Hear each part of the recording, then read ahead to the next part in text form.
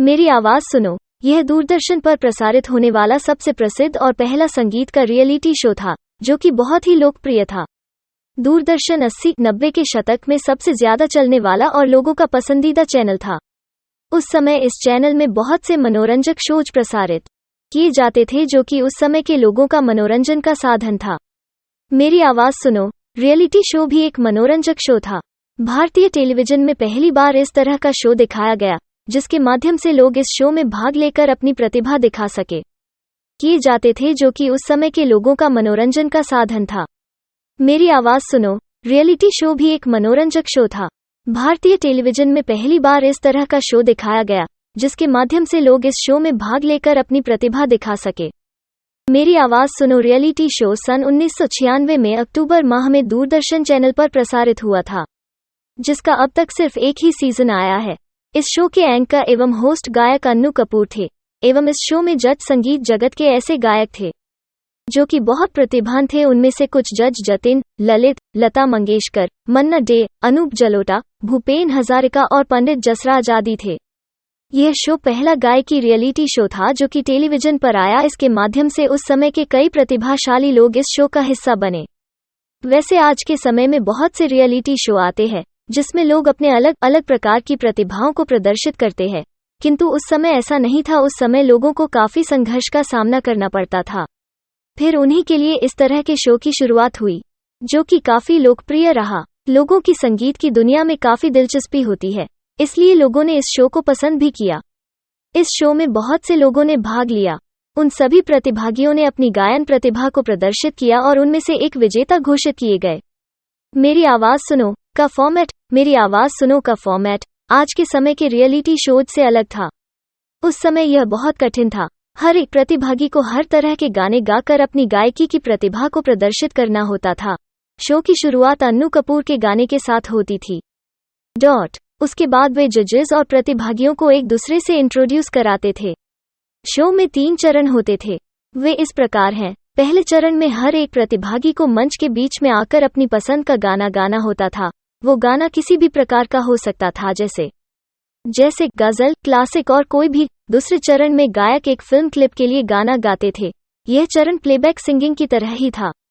किसी भी प्रसिद्ध गाने की फिल्म की क्लिप दिखाई जाती थी, फिर प्रतिभागी को उस क्लिप के अनुसार गाना गाना होता था। अंक इस पर निर्भर करते थे कि प्रतिभागी कैसे अपने आप को उस क्लिप में चल रहे गाने के साथ तालमेल बैठाते हैं। तीसरे और अंतिम चरण में होस्ट प्रतिभागियों को उसी समय एक टॉपिक देते हैं और उनको एक के बाद एक उस पर गाना गाना होता था। जैसे यदि उन्होंने पूछा गजल, तो उन्हें बिना समय लगाए गजल गानी होती थी। इस तरह इस शो का फॉर्मेट चलता था। इस शो के हर एपिसोड में जजेस का एक पैनल होता था। हर एक में पैनल में 2 या 3 जजेस होते थे। इस शो में जनता की किसी भी प्रकार की सलाह नहीं ली जाती थी। उस समय फोन मैसेज का तो चलन ही नहीं था। आज के रियलिटी शो की तुलना में आज के समय में टेलीविजन पर कई रियलिटी शो का आगमन होता रहता है, किंतु वे सभी शो मेरी आवाज सुनो शो से बिल्कुल अलग है, क्योंकि इस शो का फॉर्मेट आज के समय के रियलिटी शो से बिल्कुल ही अलग था। खास करके वोटिंग की प्रक्रिया। मेरी आवाज सुनो रियलिटी शो में बहुत से जजेस होते थे, जिनके कई पैनल होते थे। वे पैनल के अकॉर्डिंग शो को जज करते थे, किंतु आज के समय में जजेस का एक ही पैनल होता है, जो कि शो की शुरुआत से अंत तक चलता है। ऐसे में जजेस प्रतिभागियों को अंक देने में भेदभाव करने लगते हैं। आज के रियलिटी शो में जनता द्वारा वोटिंग प्रक्रिया होती है, जिससे प्रतिभागी के घर वाले, रिश्तेदार और दोस्त उन्हें ज्यादा वोट देते हैं, किंतु मेरी आवाज सुनो शो में सिर्फ शो में बैठी हुई जनता की उसी वक्त राय ली जाती थी, जिससे भेदभाव होने का कोई चांस नहीं रहता था। यह एक ऐसा शो था जिसमें असली प्रतिभा की खोज होती थी, यानी असली प्रतिभा को देखते हुए अंक दिए जाते थे, न कि लोकप्रियता को देखते हुए। यह पहला रियलिटी शो था जो कि सबसे बेहतर था। मेरी आवाज सुनो शो के कुछ रोचक तथ्य। मेरी आवाज सुनो रियलिटी शो के कुछ रोचक तथ्य इस प्रकार हैं। यह रियलिटी शो टेलीविजन पर आने वाला पहला गायन प्रतिभा पहचानने वाला शो था। इस शो में कई जजेस थे जो कि संगीत की दुनिया के गुरु थे। उनमें से कुछ पंडित जसराज, जतिन, ललित, लता मंगेशकर, मन्ना डे, अनूप जलोटा, भूपेन हजारिका आदि और भी गुरु थे। इनकी पैनल होती थी, जिसके अनुसार वे इस शो को जज करते थे। इस शो के विजेता प्रदीप सोमा सुदाराम रहे।